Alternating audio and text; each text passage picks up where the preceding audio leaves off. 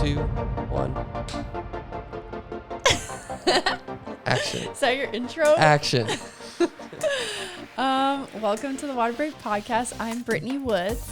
And I'm Brant. And it's so great to be here, and I'm grateful that you guys are taking a listen.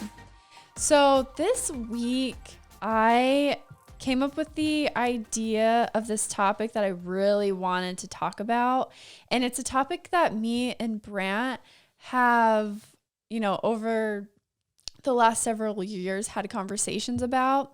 And it is just such good information to know to help you with your goal setting and completing, any kind of change you want in your life or decisions or goals that you want in your life. Just having this knowledge can help you achieve those goals and get a little closer to that end goal.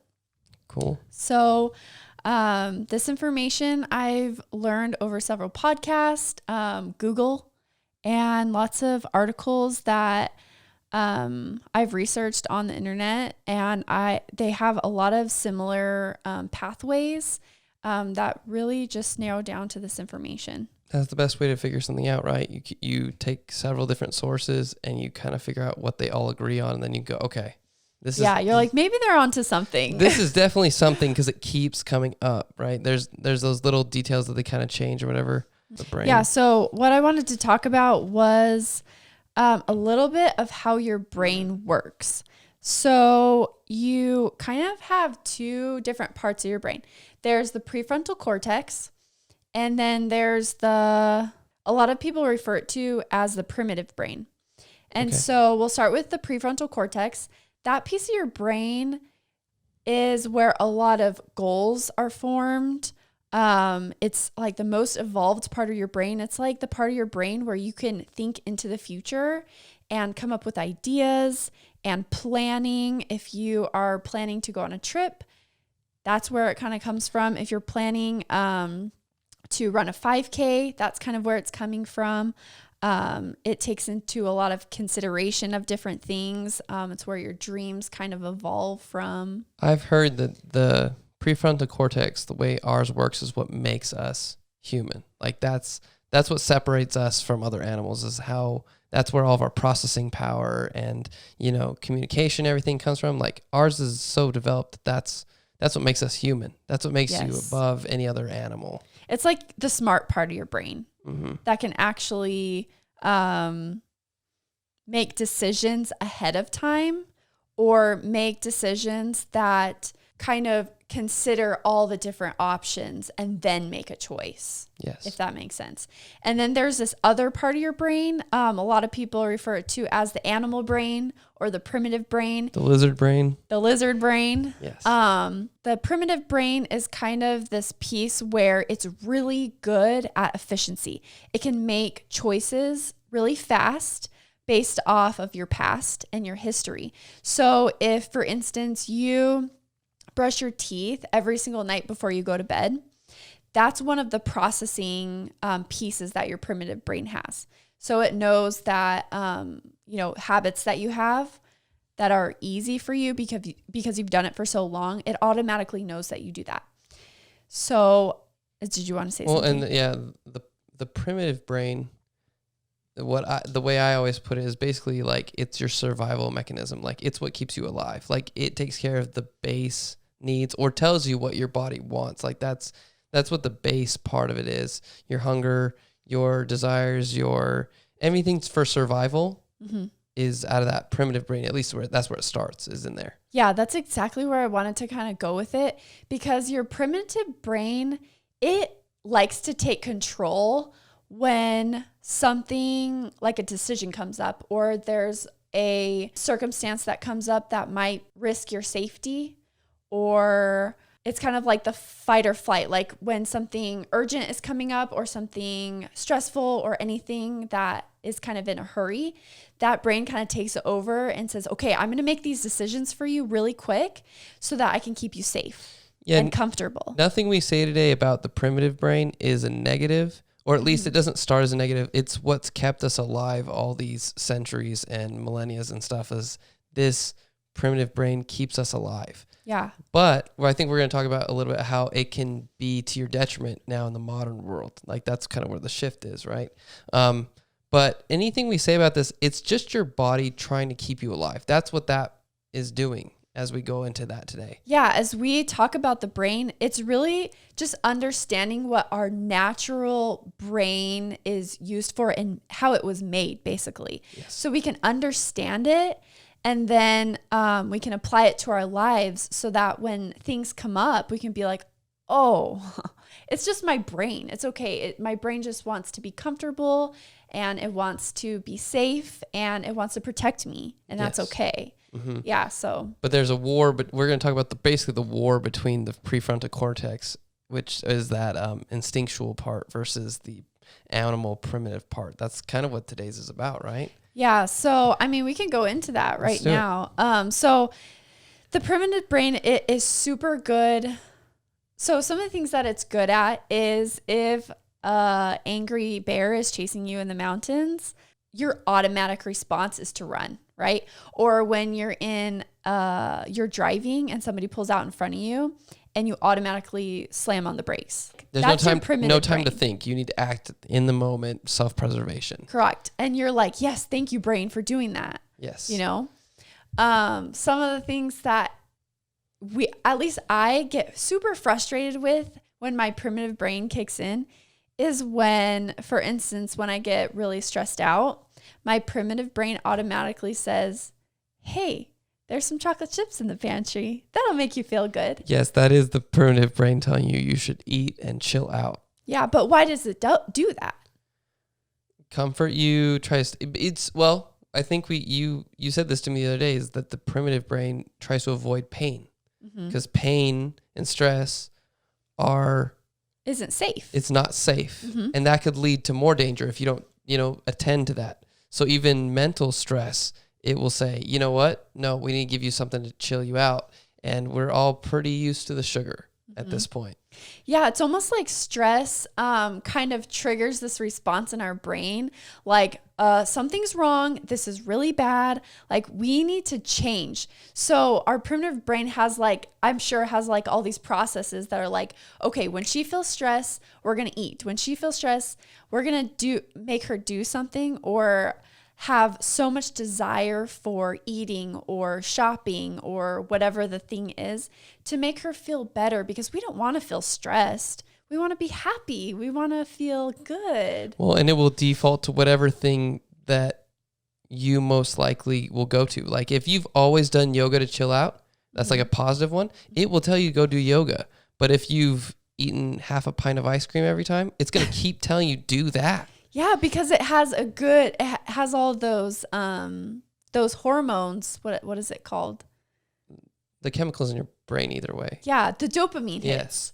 Yeah, you're getting a really good dopamine hit and your body's like, ooh, let's get a dopamine hit. And she'll be so happy that we decided to eat that half a pint of ice cream. I think that's why everyone, when they hear about, meditation or different ways to relax and stuff, there's always that people initially are like, yeah, I need to make a goal, start meditating every day. Like they know that the way to do that more often is to make it a habit of it, to do it for a while, to actually have it kick in, so that when it's so hard, when you get stressed or when, hard times come, to do the right thing, but you only are going to do it if you've been practicing in good times. Yes, you're creating, another thing that I learned that's super important about the brain is your brain has neural pathways.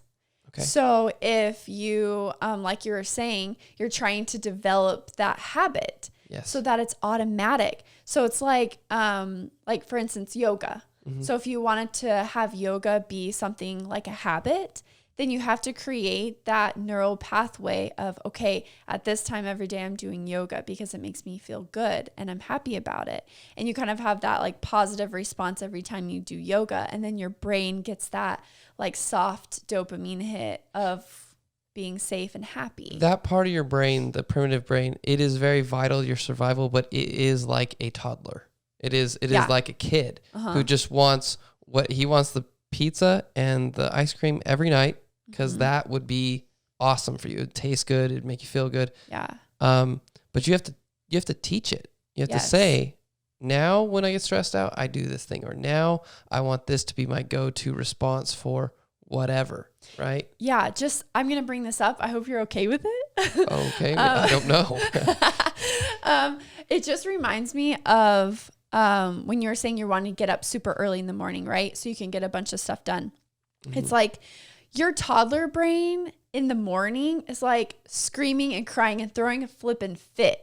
Yes. Because it doesn't want to get up. No, it's painful. Like, this is uncomfortable and painful. Like, you really don't want to get up. And then you start having all these thoughts run in your head of why you shouldn't get up. And your body is just like protecting you so hard, like coming up with all these thoughts over and over and over, so hard to get you to go back to sleep because it just wants you to be safe and comfortable. Well, let's use that example. There's another tricky part to the primitive brain, that it is very charismatic and very sly about what it does. Like, even though it's a kid, I don't know if it's flashing its puppy eyes or whatever, but like this morning I got up early because I knew I would get stuff done. If I get up early, I get stuff done. I get what's on my list done, and I'm happy about it. If I sleep in, even till just like 8 a normal time, I won't get half the stuff I was going to get done. Just because if I get up, then I'm motivated, I already made a good decision, and I keep making those good decisions all the way through. It's so good about saying stuff like, in your head, you know, when I'm standing there looking at the bed, having gotten up, I hear in my head, you know, that whole, oh man, you're so tired. You're going to get plenty of stuff done today. There's a whole day ahead of you. Go back to sleep for another hour. My favorite, you deserve this. I think we all hear that. I think that our brain is so good at saying we deserve this. It's that whole, like, when your brother or sister hit you, and then in your brain says, you deserve to hit him back. Mm-hmm. Like, it's that idea. It's that automatic response of, no, they need to have that same feeling. Or literally, I got up at 5:30 and my brain was like, just go back to reset it for 6:30. I think I reset it for 6:30 and then went to the bathroom and was like, no, I'll just stay up. Mm-hmm. If I had reset it for 6:30, there's a really good chance I would have set it for 7:30 or turned it off at that point and be like, I'll get up when I get up. And one thing I want to point out too about our toddler brain, as you're calling it, which is so good. Yes. You think of toddlers and they just have a one-track mind.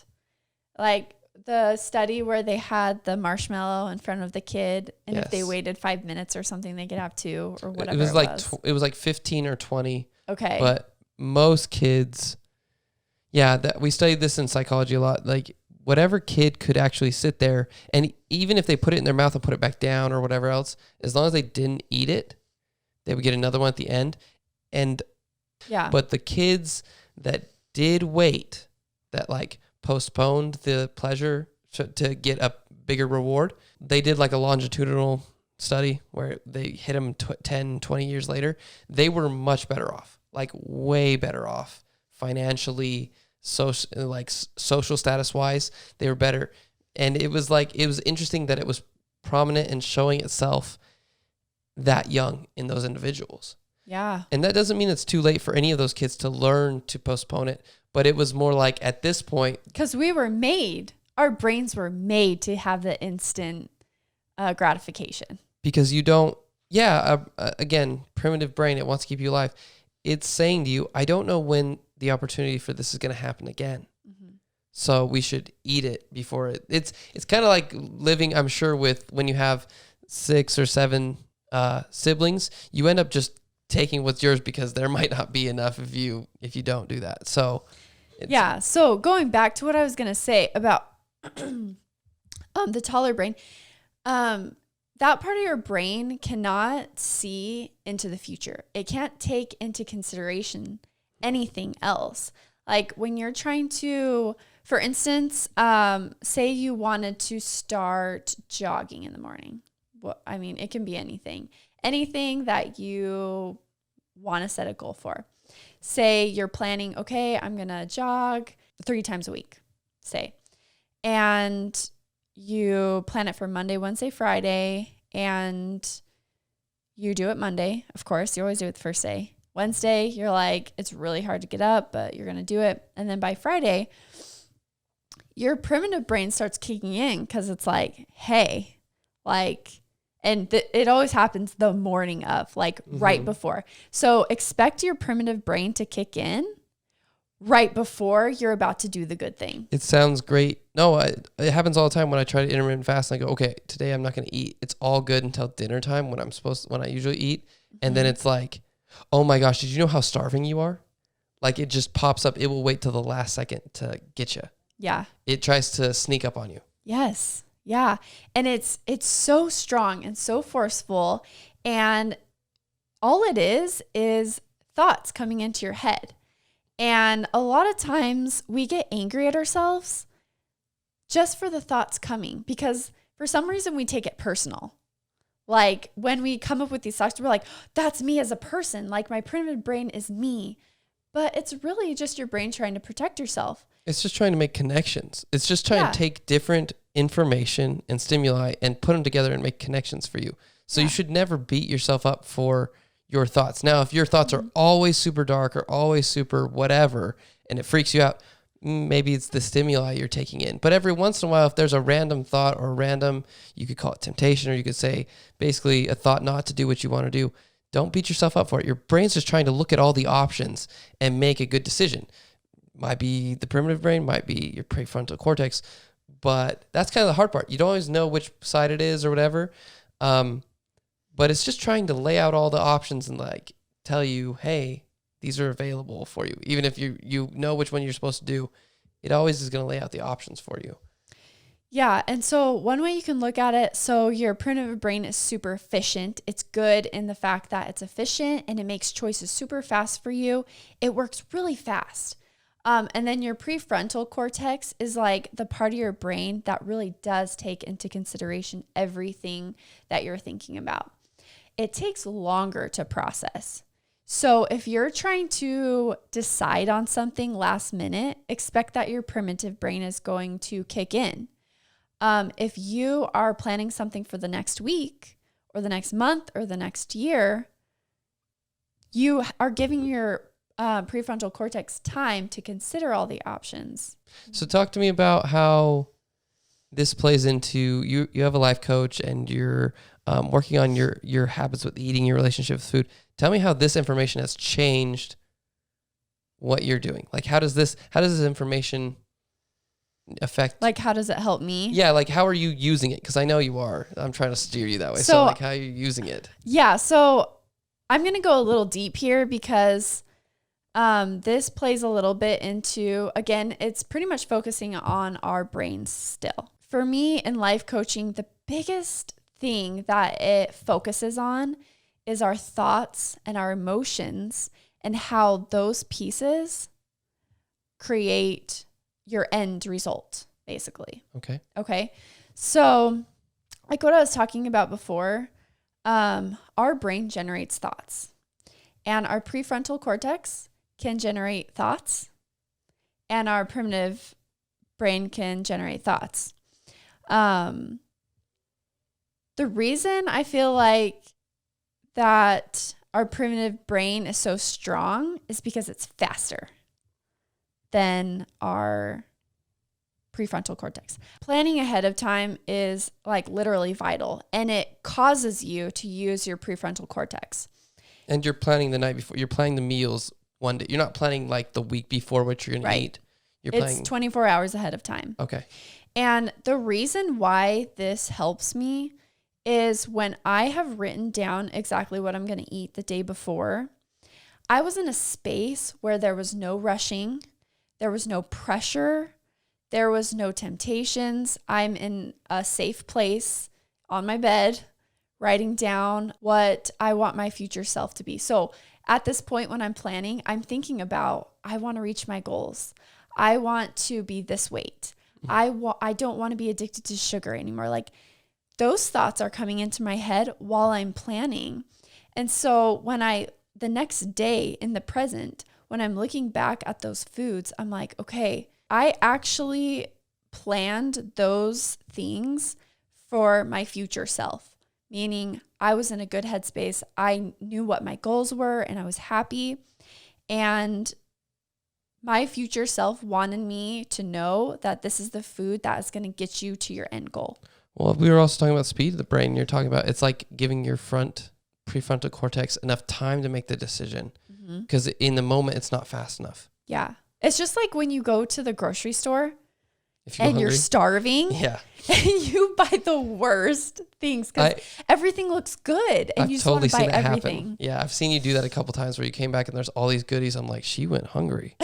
It's so funny. And then I'm like, don't judge me. No, don't judge me. You don't know how I feel. Yeah, Exactly. But that's the thing is, you're giving your brain time. That frontal part that's smarter, you're giving it time by telling it not only asking it, what do you want me to have tomorrow, which is by you writing it down, but it's also giving it time to be in charge for the next day. You need to be in charge. You need to do what I said. And that gives the back part of your brain, the animal part of your brain, time to go, okay, they already chose. And it's also creating, like we were talking about before, a neural pathway of every time, like a habit of planning your food and keeping those promises that you made the day before. Yes. And so it's teaching your brain, this is good. This is good. I'm happy with this. I want this. This is a good thing. Instead of reverting back to your usual ways and, Well, also that makes it where you trust yourself more and you're keeping your promise to yourself. Like you're making that a habit of keeping your promises to yourself. Yes. Which is, I'm sure, huge emotionally. Yeah, it creates a lot of trust with, again, I am so obsessed with this idea of connecting your present self, your future self, and your past self. I just love the idea of your future self is counting on you. It is. To follow through with those meals. I just love that idea. It's just like, it's like somebody's counting on you and that future self is like, yeah, you can reach those goals. And we already planned the day before, so I already know that you can follow through. It's like there's somebody rooting for you in the future because your future self is that goal weight, is happy, is not addicted to sugar, or is running, or, writing in their journal, or whatever it is. I think that's a huge thing that I hear a lot, and people don't understand how it works, is that you have to be able to visualize yourself achieving that thing. If you really don't believe there's any way you can do it, you won't. Like that's not some cheesy line. If you can't visualize it, then you won't believe long enough to make it happen. Whatever this goal is, you have to believe that you can. You actually have to have thoughts in your brain that say that you believe it or that it's going to happen. Because a lot of times people will say, I struggle with this thing. I have a hard time doing this. They have these thoughts in their head that are going over this saying, you can't do this, or you have a hard time doing it.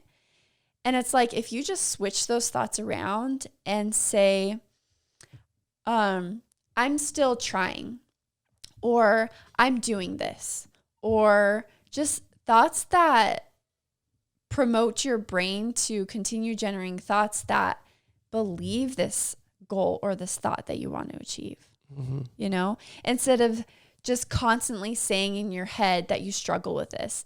Because if you keep telling yourself that you struggle with it, you're going to struggle with it. I think every person can think of someone who used someone in their life, not them, but somebody else, used something as a crutch, and you knew personally that person could get over it. Like that person did not need to be plagued by that thing, but they just believed it. You have to basically believe that there's a better part of you out there. Like there's a better version of you. If not, then you're just who you are and you're never going to change. You have to believe that there is more to go. Yeah. So just to wrap up, this information about your brain, about your primitive brain and your prefrontal cortex is super important to understand to help you make decisions in your life, to help you achieve those goals and not be so hard on yourself. Because a lot of times we think that when our primitive brain is active and is running and generating all those thoughts that aren't aligned with your goals, that is normal, okay? And we shouldn't feel down on ourselves just because we have thoughts that our brain is creating to make us feel comfortable and to make us feel safe. That's okay. That's what our brains were trained for. What we need to do is create time and space for our prefrontal cortex to have some time and to create goals and to follow through with them and to be planning the night before and remembering, okay, this is what I want for myself. This is what my future self looks like. And these are the steps that I'm going to take every single day to get to that point. I'm going to write down what I want to do, and I'm going to follow through so that I can create a trust and bond with my future self so that we can be connected and that we can keep going down the same path to achieve our goals. What I'm hearing out of this then is that it's okay to live in the moment here and there, but if you continually forever live in the moment, it will destroy you or keep you from whatever it is that you want to do, most likely. Like if you're just constantly making every choice just right at the moment, yeah, it's going to wear you out and it's not going to let you achieve what you want. You got to make some decisions ahead of time here. Yes. A lot of times people get frustrated because their primitive brain is being used all the time because you have the instant gratification all the time. That's what our world is revolved around. And we think that it's normal and that it's okay. And it's okay to just binge Netflix all day and eat all the sweets and, be lazy all the time. And it's like, that's just our brain protecting us. But what are your true goals? What do you truly want to be in this life? And how can you work with your brain to get there? And we're not saying that you're a terrible person or you're not as good or whatever if you do that from time to time. Everybody does. But it's if you live off of that, if you just that's how it rolls.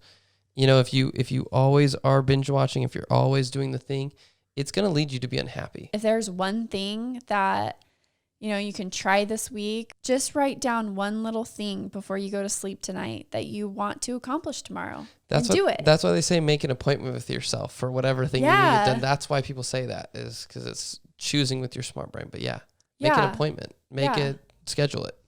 Yep. So just find one thing that you want to get done tomorrow. It's just like making a list, but just do one thing. It doesn't have to be crazy. Just do one thing and do it for 7 days. And once you've hit 7 days, you do 14 days and it will be great. Perfect. All right. Thank you so much. All right. Bye. Bye.